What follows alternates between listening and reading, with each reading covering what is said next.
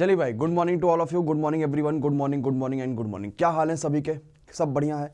Geometry के अगले parts के लिए सब लोग जल्दी से रेडी हो जाइए। ज्योमेट्री का बेहतरीन पार्ट है, बहुत तगड़े पार्ट होंगे इसमें, बहुत सारे नए नए क्वेश्चन यहाँ पे डिस्कस करेंगे, बहुत बढ़िया बढ़िया क्वेश्चन डिस्कस करेंगे और आपकी परीक्षाओं के लिए काफ़ी इंपॉर्टेंट होंगे। जैसे कि आप सभी को पता है, पिछले कुछ दिनों में हमने जो है ज्योमेट्री के कई सारे इंपॉर्टेंट पार्ट जो ऑलरेडी कवर कर लिया। जैसा कि अगर मैं इन सेंटर की बात करूंगा तो आप सभी को पता है इन सेंटर क्या होता है। साइन, गुड मॉर्निंग बेटा। अगर मैं बात करूंगा सरकम सेंटर यानी परिकेंद्र की बात करूंगा तो आपको भी पता चल गया परिकेंद्र क्या होता है। इन सेंटर की बात करेंगे तो इन सेंटर क्या होता है, एक बार मैं फिर से रिवीजन करा देता हूं ताकि आपका जो ये रिवीजन का चीज़ें है वो आपको कंप्लीट समझ में आ जाए। जैसे अगर मैं बता दूं कि कोई ट्रायंगल का पास बना हुआ है, अगर मैं यहाँ पे एंगल्स का आधा कर देता हूँ, ये एंगल ए है, ये बी है, ये मान लो सी है, और मैंने क्या किया, इस एंगल्स का आधा कर दिया, ये मैंने एंगल्स का आधा किया, ये मैंने एंगल का आधा कर दिया। तो एंगल्स के जो आधे जिस पॉइंट पे मिलते हैं ना भाई, वो क्या कहलाता है, इन सेंटर कहलाता है। ये गलती मत करिएगा, इन सेंटर क्या होता है, बाकी सारी चीज़ें क्या होती है। स्मिता गुड मॉर्निंग बेटा। अगर वही चीज़ मैं बात करूंगा सरकम सेंटर की, यानी कि मैं परिकेंद्र की बात करूंगा, तो यहाँ पे एंगल्स का आधा नहीं होता है, साइड का आधा होता है। और दूसरी बड़ी चीज़ जो समझने वाली है, साइड का आधा इस तरीके से आप करोगे कि वो साइड परपेंडिकुलर आधा हो, मतलब कि उस पर साइड पे 90 डिग्री भी बने और फिर जाके साइड आधी हो। तो ये जो पॉइंट होता है ये सरकम सेंटर कहलाता है, यानी कि ये परिकेंद्र कहलाता है। देन हमने पढ़ा था सेंट्रॉइड क्या होता है। सेंट्रॉइड बोले तो बेटा क्या होगा, सेंट्रॉइड मतलब होता है आप सभी के लिए मीडियन का जो मिड पॉइंट होता है। मीडियन मतलब हमने कोई परपेंडिकुलर किसी चीज़ की कोई बात नहीं करी है, सिर्फ हमने बात कर लिया है भैया ये मीडियन है, मीडियन का जो मिड पॉइंट होगा वो क्या कहलाता है, वो कहलाता है सेंट्रॉइड। सिंपल सा क्वेश्चन है, आसान सा बात ही थी, आपको समझ में इतनी आ गई होंगी। देन सेंट्रॉइड के बाद हमने पढ़ा आर्थो सेंटर क्या होता है। आर्थो सेंटर मतलब क्या होता है भैया, हमने इस पर क्या करा, सिंपल सा 90 डाला, उसको आधा किया कि नहीं किया हमसे कोई मतलब नहीं है, उससे कोई फर्क नहीं पड़ेगा। ये हमने आधा कर दिया और ये हमने इसको आधा नहीं, यहाँ पे हमने 90 डाल दिया, तो ये क्या कहलाता है, ये आर्थो सेंटर कहलाता है। देन हमने इन सब चीज़ों के पढ़ने के बावजूद इसके बारे में कि प्रॉपर्टीज पढ़ी थी। तो अगर आपने पुरानी पिछली वीडियोज नहीं देखी है ज्योमेट्री की सारी, तो आप पुरानी पिछली वीडियोज जाके देखिएगा। और ज्योमेट्री की वीडियोज बहुत इंपॉर्टेंट है, बहुत ज़्यादा ये पेपर्स में ज्योमेट्री की वीडियोज आती हैं, काफ़ी ज़्यादा यहाँ से क्वेश्चन उठते हैं, तो हमें इसके लिए अच्छे से तैयार होना रहेगा, अच्छे से प्रिपेयर होना रहेगा। तो आज के दिन में क्या बात करेंगे हम लोग, आज के दिन में हम लोग पढ़ेंगे किसके बारे में, क्वाड्रिलेटरल के बारे में। अच्छा, क्वाड्रिलेटरल मतलब बोले तो चतुर्भुज। क्या होता है चतुर्भुज? चतुर्भुज मतलब क्या, चतुर्भुज के कितने प्रकार होते हैं, चतुर्भुज में क्या क्या प्रॉपर्टीज होते हैं, और चतुर्भुज से ज्योमेट्री के कितने क्वेश्चंस आपके पेपर में आ सकते हैं, वो हम सब कुछ यहाँ पे इस वीडियो में डिस्कस करेंगे। तो वीडियो बहुत महत्वपूर्ण होगी वीडियो, और इसमें बहुत सारी नई नई चीज़ें पढ़ेंगे, बहुत अच्छी अच्छी चीज़ें पढ़ेंगे, और ऐसी चीज़ें पढ़ेंगे जो पेपर्स में वाकई इंपॉर्टेंट है, वाकई पेपर्स में पूछी जाती हैं, वो सब चीज़ें हम यहाँ पे डिस्कस करेंगे। Ready everyone? चलो भाई आते सबसे पहले सिंपल चतुर्भुज की किसी प्रॉपर्टीज के बारे में बात कर लेते हैं। जैसे कि मान लो आपके पास यही एक कोई चतुर्भुज उसने दे दिया जिसमें 4 भुजाएं होंगी, वो चतुर्भुज हो गया, सीधी सी बात है, A B C and D. हमें देखी 4 भुजाएं, तो हो गया ये चतुर्भुज, बस इतने में बात खत्म। अब चतुर्भुज की सबसे पहली प्रॉपर्टीज के बारे में आप बात करोगे ना, तो आपको सिंपल सा पता है कि भैया सबसे पहली प्रॉपर्टी चतुर्भुज की यही होती है कि अगर हम सारे एंगल्स को जोड़ेंगे चतुर्भुज के, तो ये वाकई कितना आ जाएगा, 360 आ जाएगा। ये सबसे पहली और सबसे फेमस और सबसे छोटी सी प्रॉपर्टीज है किसी भी चतुर्भुज की। Okay guys? अच्छा, अब किसी भी चतुर्भुज की यानी किसी भी क्वाड्रेटिक, अगर मैं दूसरी प्रॉपर्टीज के बारे में बात करूंगा, तो आपको पता होना चाहिए कि चतुर्भुज का ये मान लो आपके पास विकर्ण दे रखा है, ये विकर्ण आपके पास यहाँ पे दे रखा है, और ये आपके पास यहाँ पे विकर्ण, ये विकर्ण दे रखा है। चतुर्भुज जो होता है वो 2 त्रिभुजों से मिलकर बना होता है। अगर मैं बात करूंगा यहाँ पे एक विकर्ण इसको एक त्रिभुज में काट रहा है और ये विकर्ण इसको एक त्रिभुज में काट रहा है, तो आपको पता है कि अगर मान लो कि मैं कहूँ एंगल ABC, अगर मैं त्रिभुज ABC की बात करूंगा तो इसके सारे एंगल्स का सम कितना होगा, 180 होगा। अगर मैं त्रिभुज ABC की बात करूंगा, देन अगर मैं बात करूंगा त्रिभुज ACD की बारे में बात करूंगा, तो भैया इसके सारे एंगल से कम सम कितना होगा, यहाँ भी 180 होगा। दोनों के दोनों क्या हो जाएंगे भाई, 180 एंड 180 हो जाएंगे। ये बात सभी को अच्छे से पता चल गई। चतुर्भुज की एक बात तो सभी को चलो ठीक है, क्लियर हो गई, इतनी बात, कोई दिक्कत कोई परेशानी नहीं। चतुर्भुज की इतनी बात सभी को क्लियर है भाई, बोलो चलो ठीक। तो ये 2 चतुर्भुज 2 चीज़ों से मिलकर बन गया। अब चतुर्भुज में भी कई प्रकार होते हैं, जैसे कि आयत पढ़ेंगे, जैसे कि वर्ग पढ़ेंगे, जैसे कि पैरेललोग्राम यानी कि समानांतर चतुर्भुज पढ़ेंगे, जैसे कि रोम्बस पढ़ेंगे यानी कि सम चतुर्भुज पढ़ेंगे, ट्रापेजियम पढ़ेंगे, समलंब चतुर्भुज पढ़ेंगे, काइट पढ़ेंगे यानी कि पतंग पढ़ेंगे। ये सारे टॉपिक किस में है, चतुर्भुज में है। चतुर्भुज एक बहुत बड़ा, बहुत बेसिक, बहुत अच्छा टॉपिक है, जहां से पेपर में लगातार क्वेश्चन देखने, समझने, सुनने को मिलते रहते हैं। ठीक है, चलो ठीक है, तो स्टार्ट करते हैं चतुर्भुज कैसे क्या क्या होता है वो चीज़ समझते हैं। दूसरी बड़ी बात याद रखना यार, किसी भी चतुर्भुज का अगर एरिया के बारे में बात करेगा, चाहे वो आयत हो, चाहे वो कोई भी चीज़ हो, जैसे कि मैं अगर मान लो आयत बना देता हूँ, ठीक, ये मान लो आप सभी के लिए हो गया, मैंने आयत बना दिया, ठीक।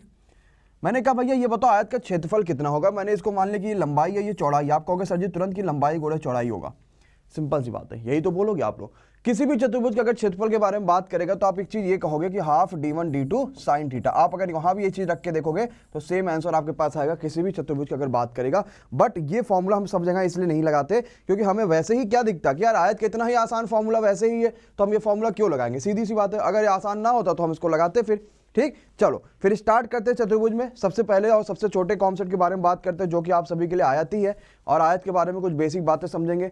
आयत क्या होता है, आयत से चीजें कैसे कर पाते हैं, और आयत के किस तरह के क्वेश्चन हमारे पेपर में पूछे जाते हैं। आयत बोले तो रेक्टेंगल, हेडिंग डाल लीजिए रेक्टेंगल, मतलब कि आयत ये क्या होता है, यहां से क्वेश्चन कैसे पूछे जाते हैं समझते हैं। देखो मैं यहां बना देता हूं आयत, ये आपके लिए आयत हो गया। कुछ पॉइंट्स बहुत इंपॉर्टेंट है जो आपको नोट करने हैं, ये ए, ये बी, ये सी और डी। देखो आयत की सबसे बड़ी खासियत क्या होती है, ध्यान से समझना कि भाई इसमें दो सामने की साइडें बराबर होती हैं और आमने सामने की साइडें यहाँ बराबर दिखे। दूसरी बड़ी खासियत क्या होती है आयत में कि यहाँ पे क्या होता है 90 डिग्री बनता है, ये सबसे बड़ी खासियत है। ये दो खासियत आयत की आपको पता होनी चाहिए, और अगर यही चीज़ 90 नहीं बनता तो आयत वो चेंज हो जाता है, ये बात आपको अच्छे से पता होगी। ठीक, चलो तीसरी बात पे आते हैं। यार ये आयत है ना, तो इसका ये भी एक डायगोनल होगा और ये भी एक डायगोनल होगा, बोलो हाँ या ना। मान लो ये डायगोनल D1 है, वो डायगोनल D2 है। आपको सबसे पहली बात क्या देखना है कि डायगोनल क्या होते हैं आयत में, बराबर होते हैं। तो अगर पेपर में कभी भी क्वेश्चन आ जाता है आयत के डायगोनल के बारे में, तो आपको एक बात याद रखना है कि आयत के जो डायगोनल्स होते हैं वो क्या होते हैं, हमेशा बराबर होते हैं। अच्छा एक चीज मुझे ये बताओ जल्दी से, क्या आयत के डायगोनल्स एक दूसरे को 90 पे काटते हैं कि नहीं काटते हैं, कौन बताएगा। क्या आयत के डायगोनल्स मतलब यहां पे क्या 90 डिग्री बनेगा कि नहीं बनेगा उनके डायगोनल्स के बीच में, कौन बता पाएगा भाई सही आंसर, बहुत बढ़िया, जल्दी से बताओ। क्या आयत के जो है डायगोनल्स है एक दूसरे को 90 पे काटते हैं कि नहीं काटते हैं, ये क्वेश्चन आपके लिए बहुत इंपॉर्टेंट है, आपको जरूर पता होना चाहिए। याद रखिएगा आयत के डायगोनल्स एक दूसरे को 90 पे नहीं काटते हैं। ठीक, क्यों नहीं काटते, क्योंकि अगर चारों साइडें बराबर होंगी, वो फिगर जिसके चारों साइडें बराबर होंगी वही कि उसी के डायगोनल्स एक दूसरे को 90 पर कट करेंगे, अदरवाइज 90 पे कट नहीं करेंगे। ये बात बहुत अच्छे से सुन लीजिएगा, बहुत अच्छे से समझ लेगा, भाई मामला गड़बड़ा जाएगा आपका। ठीक, तीसरी बात आते हैं, क्या एक दूसरे को ये एकदम बाइसेक्ट भी करेंगे क्या, मतलब कि ये लंबाई है तो ये आधी होगी इसके, ये आधी होगी इसके और ये आधी होगी इसके, बाइसेक्ट करते हैं क्या डायगोनल्स, बिल्कुल। जो विकर्ण होते हैं आयत के वो एक दूसरे को बराबर समद्विभाजित करते हैं, यानी कि जो डायगोनल्स होता है डायगोनल्स जो होता है वो क्या करता है, इक्वली बाइसेक्ट करता है। ये बात भी याद रखिएगा, जो डायगोनल्स होता है आयत का वो क्या करता है, वो इक्वली बाइसेक्ट करता है। ये भी बात आप सभी को पता होना चाहिए बहुत अच्छे से, ताकि आपको चीजें क्लियर हो पाए। अगली बात पे आते हैं, भैया आयत में अगर आप बात करोगे तो डायगोनल्स जो होता है यानी जो आयत के विकर्ण होते हैं वो एरिया को भी, डायगोनल्स एरिया को डिवाइड करता है, diagonals divide area, equally divide करता है एरिया को, किसको, एरिया को, यानी डायगोनल जो क्षेत्रफल को बराबर बांटते हैं। जैसे मान लो अगर पूरे का क्षेत्रफल हमारे पास ए दे रखा है तो ये भी 1/4 होगा, ये भी 1/4 होगा, ये भी 1/4 होगा और ये भी 1/4 होगा। ये सारे के सारे पॉइंट जो बहुत इंपॉर्टेंट है, यहाँ से क्वेश्चन जब आते हैं ना तो हमें समझ नहीं आता कि हम किस तरीके से कर पाए। भारती कुमारी, सुमित कुमार भाई सभी का स्वागत है। आ जाइए, बातें ना करिए आपस में और सिर्फ पढ़ाई पर फोकस करिए, ताकि चीज़ें आपको समझ में आ पाए, चीज़ें आप क्लियर कर पाओगे भैया क्या पढ़ाया जा रहा है क्या नहीं पढ़ाया जा रहा है।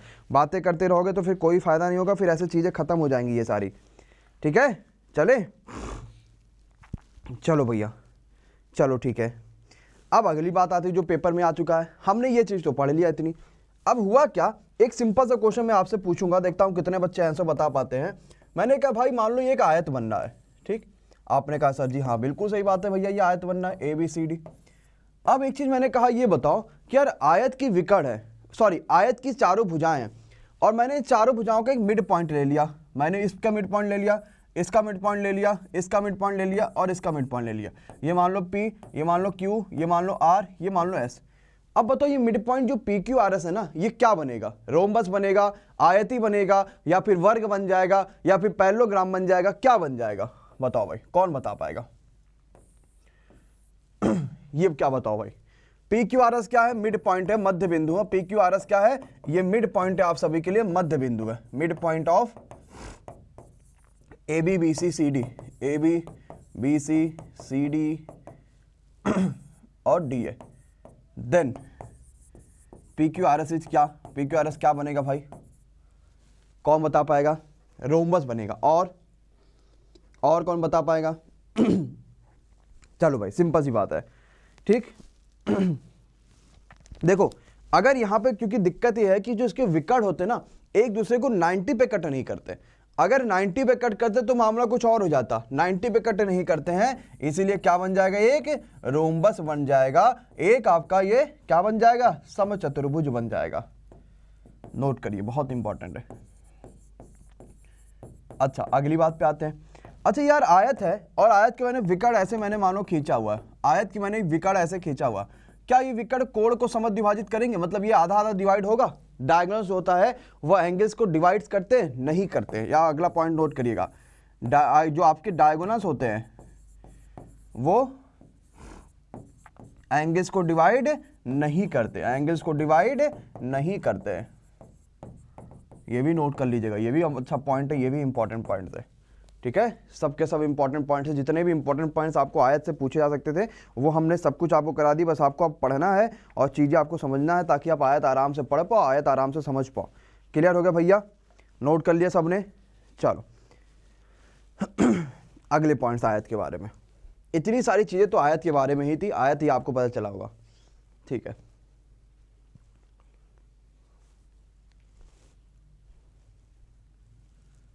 चलो अगला आयत है,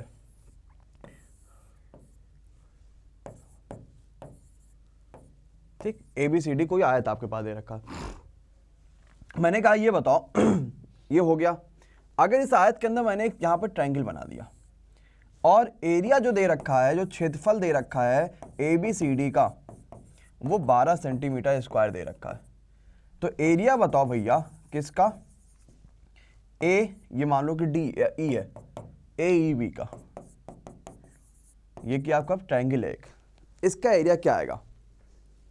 ये सारे एग्जाम्स के लिए चल रहा है भाई, दशरथ वीर ये सब एग्जाम्स के चल रहा है, बहुत अच्छा। सिंपल आपको क्या पता चल जाएगा, अगर जो है इसका एरिया 12 है तो उसका एरिया सिंपल सा क्या हो जाएगा, इसका आधा हो जाएगा। कैसे जानेंगे, सेम हाइट के बीच में, सेम हाइट के बीच में और स्टार्टिंग पॉइंट अगर सेम है तो अगर किसी भी क्वाड्रेंटल का एरिया की बात करोगे तो ट्रायंगल का वो डबल होगा, अगर सब कुछ सेम है, सब कुछ वो है बिल्कुल, तो ठीक, नोट कर लीजिए ये पॉइंट को।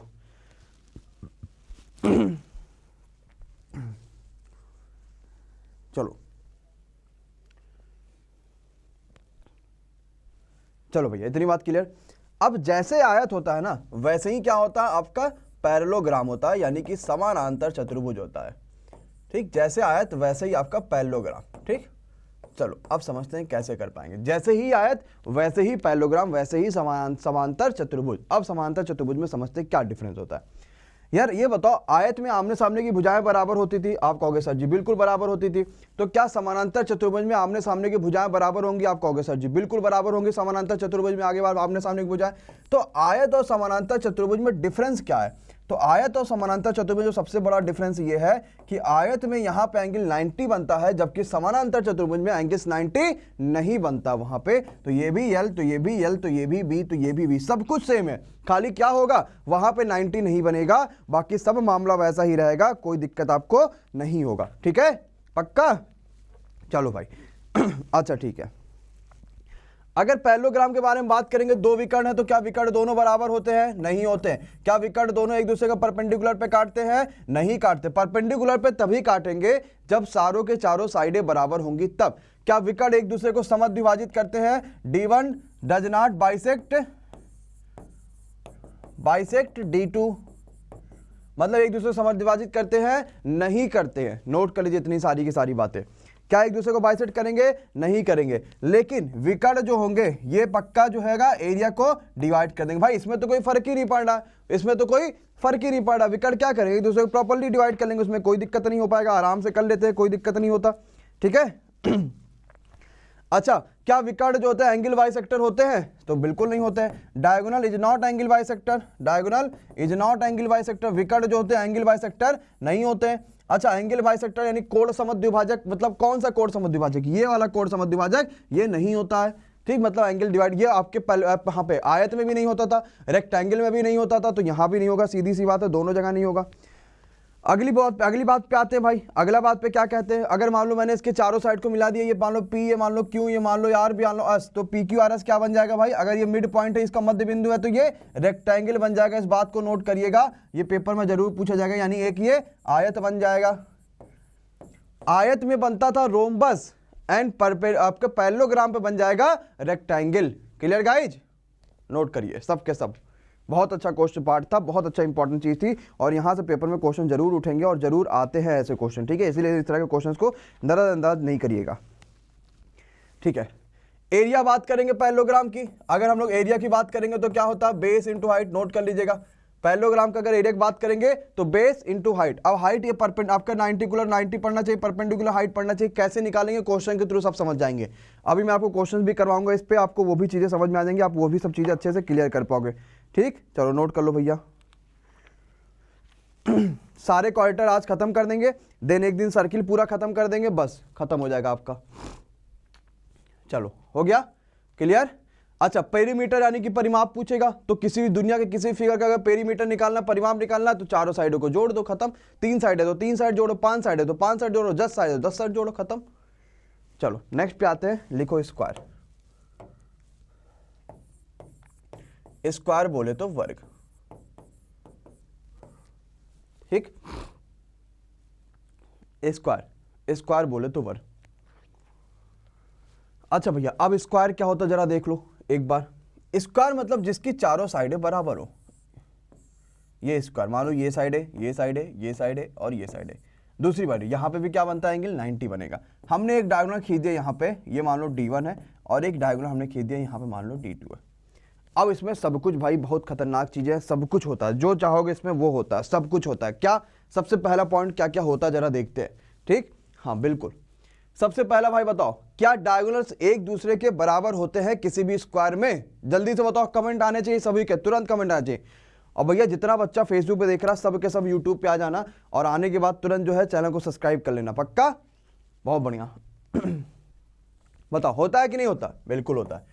डायगोनल्स बराबर होते हैं। डायगोनल्स क्या परपेंडिकुलर कट करते हैं? बिल्कुल परपेंडिकुलर कट करते हैं। डायगोनल्स क्या बाइसेक्ट करते हैं, यानी विकर्ण एक दूसरे को बाइसेक्ट करते हैं? बाइसेक्ट करते हैं भैया, हाँ बिल्कुल बाइसेक्ट करते हैं।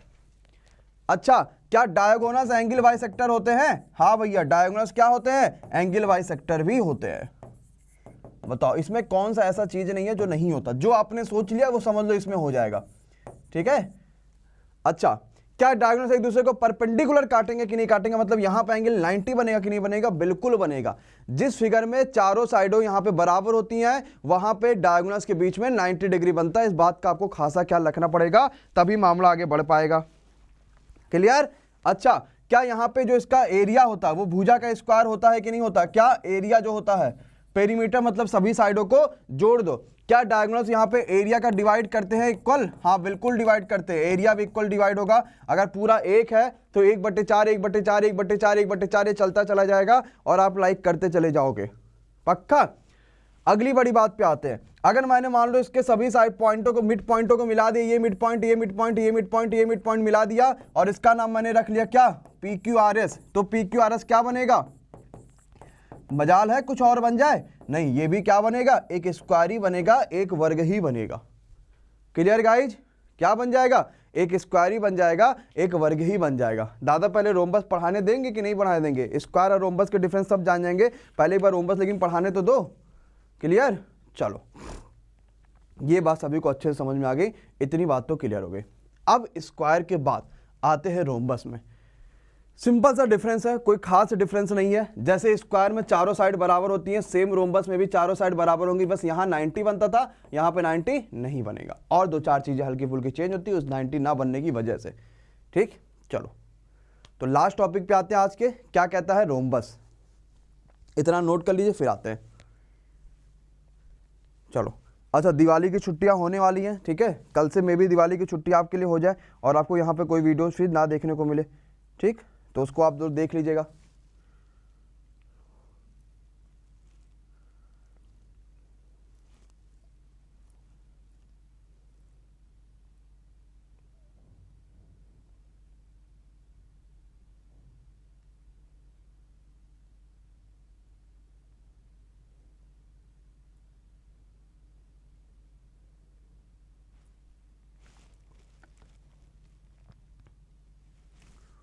चलो ठीक है, आ जाते हैं रोम्बस में। लिखो भैया रोम्बस। अच्छा, रोम्बस मतलब क्या होता है? समचतुर्भुज होता है। रोम्बस मतलब क्या होता है? समचतुर्भुज होता है। मैंने क्या बताया? कुछ खास डिफरेंस नहीं है। स्क्वायर में भी चारों साइड बराबर है, रोम्बस में भी चारों साइड बराबर है। ठीक, स्क्वायर में भी चारों साइड बराबर है और रोम्बस में भी चारों साइड बराबर है।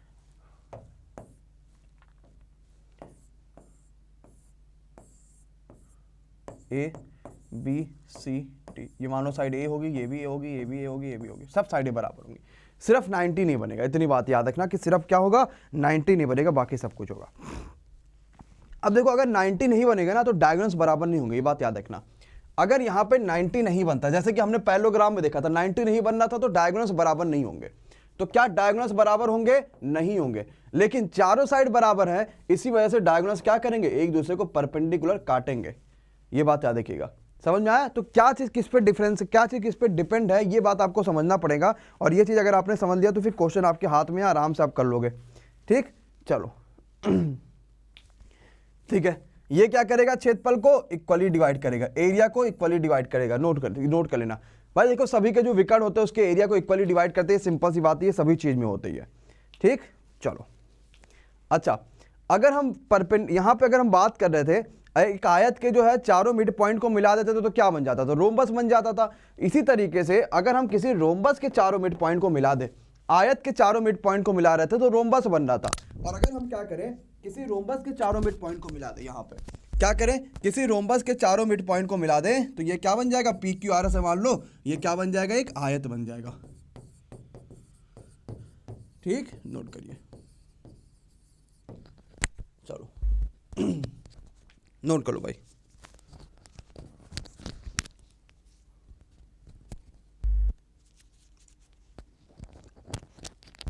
अब यहां सबसे क्वेश्चन बहुत पूछा जाता है, बहुत सारे बच्चों के मन में आ रहा सर जी ये सब पढ़ क्यों रहे, यहाँ से क्वेश्चन कैसे आएंगे, किस तरीके के क्वेश्चन आएंगे, कैसे आ जाएंगे, हम कर पाएंगे कि नहीं कर पाएंगे, बहुत सारी बातें हैं। तो भैया यहाँ से क्वेश्चन बहुत पूछे जाते हैं, वो सारे के सारे क्वेश्चन आप सभी को पता चल जाएंगे धीरे धीरे धीरे धीरे कि क्या होता है क्या नहीं होता। जब आपको क्वेश्चन पता चलेंगे तब आपको लगेगा हाँ यार ऐसे क्वेश्चन तो पेपर में बहुत आते हैं, बस हम ही नहीं कर पा रहे थे, तो हम ऐसे क्वेश्चन हम आराम से कर लेंगे। क्लियर है? चलो भाई। अब ट्रापेजियम में जहां से रेलवे परीक्षाओं में क्वेश्चन बहुत कम आते हैं, तो कोई खास मतलब है नहीं ट्रापेजियम पढ़ने का, इजी है ट्रापेजियम में। बस ट्रापेजियम का फिगर आप जान लो, इस तरीके से ट्रापेजियम का फिगर होगा। जब मैं आपको प्रैक्टिस सेट दूंगा, जब प्रैक्टिस सेट कराऊंगा तो ट्रापेजियम बता दूंगा कि ट्रापेजियम में और भी क्या क्या होता है। अच्छा, इसका एरिया क्या होता है? जो साइड पैरेलल है उनका सम करो, इंटू कर लो हाइट। जैसे मान लो ये साइड ये इसके पैरेलल है, दोनों का सम इंटू हाइट। किसी भी ट्राइंगल के, किसी भी क्वाड्रेटर के लिए मैंने एरिया बताया था, जैसे इसका एरिया निकालना तो क्या करोगे? Half d1 d2 sine theta, खत्म। ठीक, नोट कर लीजिए।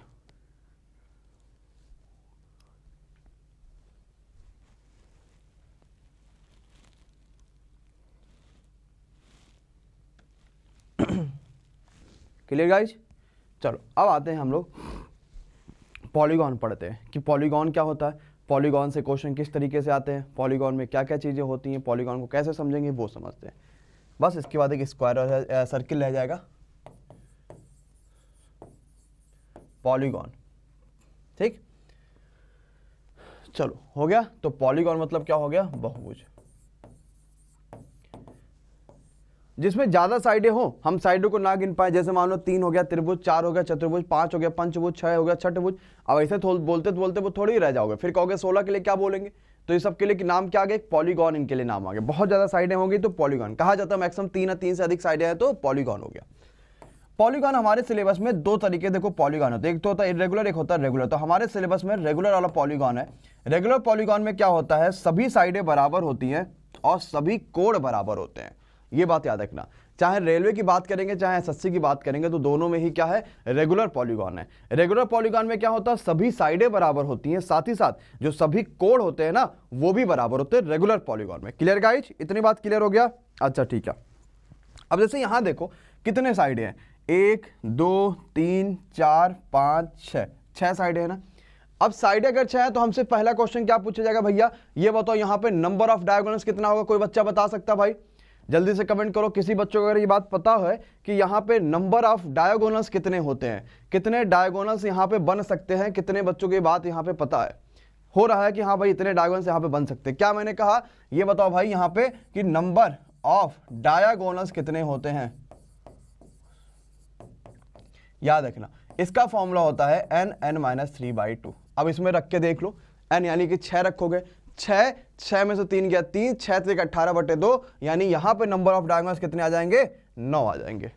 ठीक, दूसरा पूछा जाएगा भैया ये बताओ ये एंगल कितने का होगा, तो ईच इंटीरियर एंगल की अगर बारे में बात करेंगे, ईच इंटीरियर एंगल के अगर बारे में बात करेंगे तो कितना होता है n-2 इंटू 180, ये पूरे एंगल्स का सम होता है, सभी एंगल्स का सम होता है। एक का निकालना है तो डिवाइड बाई n कर दो, है सम निकालना हो कि सम ऑफ ऑल इंटीरियर एंगल, तो वही n नहीं लगाओगे, बस सम ऑफ ऑल इंटीरियर एंगल्स करोगे तो ये कितना आ जाएगा n-2 इंटू 180 आ जाएगा। ठीक, सम ऑफ ऑल एक्सटीरियर एंगल निकालोगे, सम यानी सभी बाह्य कोणों का योग, सम ऑफ ऑल एक्सटीरियर एंगल्स, तो ये कितना होता है 360 होता है। और अगर ईच एक्सटीरियर एंगल के बारे में बात करेंगे, ईच के बारे में बात करेंगे तो ये क्या होगा 360/n हो जाएगा, नोट कर लीजिए इतनी बात। ईच के बारे में बात करेंगे तो ये 360/n हो जाता है। अच्छा, एक इंटीरियर यानी एक अंतःकोण और एक एक्सटीरियर यानी एक बाह्य कोण, इसका सम कितना होता है 180 होता है, ये भी एक नोट करिएगा। इतने खाली पॉलीगॉन के फॉर्मूले हैं। अगर आपने हाँ वो 2n-90 वही चीज है, आप यहां से अगर बेटा 2 यहां मल्टीप्लाई कर लोगे या 180 को 90 बना लो तो 2 का इधर मल्टीप्लाई हो जाएगा, सिंपल सी बात आ जाएगी। क्लियर, चलो भाई क्लियर, चलो भाई अगली बात पे नोट करो। इतनी बात क्लियर हो गई तो हमने क्या देख लिया, हमने देख लिया भाई पॉलीगॉन क्या होते हैं, पॉलीगॉन के कितने फॉर्मूले होते हैं, कैसे कैसे क्वेश्चन पॉलीगॉन पे आ सकते हैं। अब जब सारे के सारे हम लोग यहाँ पे जब प्रैक्टिस करेंगे, जब क्वेश्चन की प्रैक्टिस करेंगे तो हमें और भी चीज़ में पॉलीगॉन में पता चलेगी कि पॉलीगॉन में और भी क्या क्या चीज़ें हैं, क्या क्या और भी फायदे हैं पॉलीगॉन के, क्या क्या और भी चीज़ें हम पॉलीगॉन में कर सकते हैं। ठीक, जैसे मैं आपको एक सिंपल सा क्वेश्चन दे देता हूँ, मुझे जल्दी से बताओ, अगर n बराबर हमारे पास 8 दे रखा है तो नंबर ऑफ डायगोनल्स कितने होंगे, नंबर ऑफ डायगोनल्स कितने होंगे अगर n की वैल्यू 8 दे रखा है तो बताओ भाई, अगर n की वैल्यू 8 दे रखा है तो नंबर ऑफ डायगोनल्स कितने आएंगे, जरा सब के सब जरा जल्दी बता दो भैया। बहुत बढ़िया, क्या करोगे n-3/2 यानी 8 में से 3 जाएगा, कितना आएगा 5/2, 2 से काटोगे 2 चौक 8, 5 चौक 20, क्लियर 20 आ गया। ठीक, चलो तो आज के लिए बस इतना ही कंटिन्यू करते हैं हम लोग, और बाकी देखो जितनी चीजें हैं आप सभी को वो कल के दिनों में मिलती रहेंगी, हर चीज आपको कल के दिनों में मिलती रहेगी, बहुत इंपॉर्टेंट है। और एक बार जरा सर अनअकैडमी का जो मॉक टेस्ट है वो दिखा दीजिए बच्चों को, बहुत इंपॉर्टेंट वो मॉक टेस्ट है। पहली बात तो इस मॉक टेस्ट के बारे में आप लोग 2-3 चीजें समझ लो, क्या चीज है कि ये 12 तारीख, 19 तारीख और 26 तारीख को ये मॉक टेस्ट आ रहा, कुल मिला के इस मॉक टेस्ट में आपके लिए 33,000 से भी ज्यादा बच्चे अभी तक इनरोल हो चुके हैं।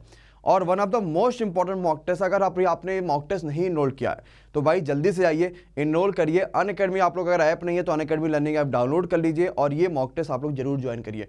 डेली शाम को 7 बजे ये मॉक टेस्ट होने वाला है, 3 दिनों होगा। और अगर आपने इनरोल नहीं किया, वाकई बहुत इंपॉर्टेंट है, गजब का मॉक टेस्ट है, और आपको एकदम जो है फुल लेंथ मॉक टेस्ट है, पूरा एनालिसिस भी होगा इस टेस्ट का, और एकदम एग्जाम वाली फीलिंग आपको आएगी। ऐसे लेवल का ये मॉक टेस्ट रखा गया बिना किसी गलती का और बिना किसी इशू का। ओके, चलो फिर चलते हैं हम, तब तक की bye bye, good night and take care. Thank you so much guys.